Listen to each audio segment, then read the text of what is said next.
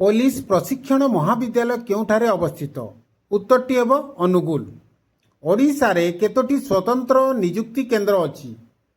केतोटी? 5टी। ओडिशा सरकार रे केतोटी विभाग अछि?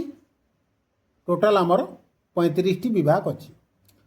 प्रथमे ओडिशा सचिवालय रे केतोटी विभाग अछि? 5टी। ओडिशार केउ महिला प्रथमे लोकसभा को निर्वाचित होइतिले? उत्तरटी हेब जयंती पट्टनायक। 1977 मसीह ओडिशा रे राष्ट्रपति शासन जारी हेला बेले भारतर प्रधानमंत्री किए थिले? उत्तरटी हेब मोरारजी देसाई। ओडिशार लोकसभा आसन संख्या केते? 21टी। ओडिशार राज्यसभा आसन संख्या केतोटी? 10टी।